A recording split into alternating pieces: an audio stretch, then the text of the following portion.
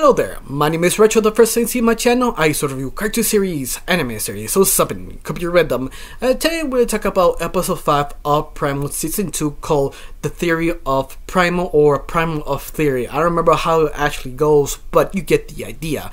Now, the reason I want to talk about this specific episode of the whole Season 2 is the fact it's just so uniquely different and uniquely weird and uniquely different time period of the original Primal of Fang and Spear, because Fang and Spear do not reveal nothing about this episode. In fact, I think this episode was two things. One, a backdoor pilot, or sort of a compliment of the series, what they're trying to do.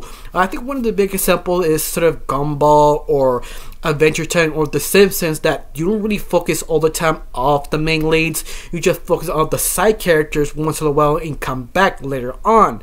That usually is normal, but how it is done while actually showing in the main leads leaves to me this should be a backdoor pilot, something that's sort of experimental. Let's make this in the 1800s, very gentleman-like people you actually follow becoming sort of primal. The reason why they become primal, that is very interesting and very clever, because they sort of set up in a way that there is a group of gentlemen who are basically professors throwing on theories about how you become primal, how you reverse to that primal state, and the youngest is explaining all the layers of each stage. And, interesting enough, how the stage was explained, the show went and sacked that stage by stage.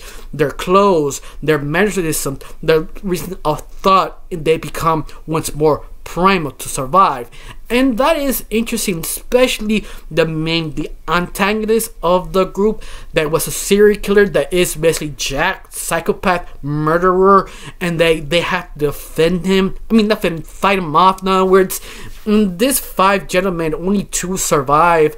That it's sort of interesting how they become more aggressive, more mean-spirited, the more they have to think on their feet just to take this one guy down. And that's basically the whole episode, but I just find it so interesting and kind of fun. That's why I love this sort of episode. I hope this is a spin-off series, or attempted to relaunch this as a complete series. Just follow these 2 gentlemen trying to argue the theory and trying to actually prove their theory with each other. In other words, it could be interesting because you can see them jump the same time period but different locations of sort of exploring the theory and trying to reason the theory can be possible. That itself is so unique and different, especially if they take the same art style of Primal. That could be so good, so amazing, but actually with a lot of dialogue. That could be so good, but at the same time, I don't know you think episode 5 should be its own thing, its own spin-off, or you think it's just a compliment of the show, of the theory, what you expect you watch the show? Because this episode, it could be just not a spin-off, it's just a sort of filler or something just sort of enjoyed completely randomly, and I feel that could be also possible. But at the same time, I like it how it all went. I like if they went to back to 1800s and just followed these 2 characters and sort of one up each other, their theories, their wisdom, their sort of how different they are, but at the same time the theories they get into. They're sort of adventurous, sort of back in 1800s, sort of like Indiana Jones sort of style. That could actually work so well. But hopefully it is a spin-off series, hopefully it is successful. Now, the thing that made me so interesting is how calm they are at the very beginning. Honestly, I think one thing that truly kind of bugs me of this episode is that the cop reappears to warn them there is a serial killer on the loose.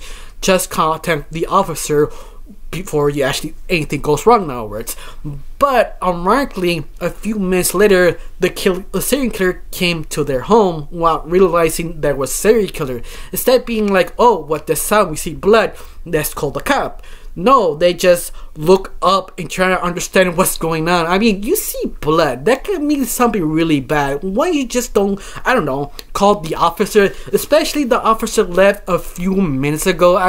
He should be probably still on the same street. Just look for him. But at the same time, I don't think that was a sort of smart idea if you trying to look for the officer because you don't know the serial killer is still outside. That could be also a kind of like a flip of the coin sort of situation. Should I go outside to look for the officer or deal it with myself? And what's more, it's sort of that scenario that is, which you prefer to risk?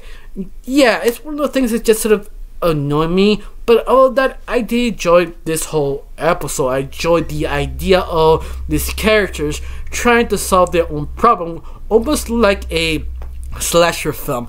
I mean, this was sort of a parody of the slasher film. They all of them trying to figure out how to stop this serial killer or at least survive or get away. But what's more, I just enjoyed that sort of devolution of all the weapons, of how they're so educated. You see all the weapons on the wall and they just don't get it. They don't run and grab it till the very end. Yeah, fuck it, just grab every weapon and try and survive. That is just sort of interesting, fun, especially how educated actually the group really is. Do you think they have common sense just to pick up the fucking weapon? Man, something that's just sort of interesting. Once more, that's the thing I just wanted to talk about. I got nothing really else to say, just one question. You watched this episode, you really enjoyed this episode, yes or no? You think this is a throwaway? Tell me down below, let me know. I got nothing else to say, just thank you for watching. Don't forget to subscribe and have a wonderful day. Bye.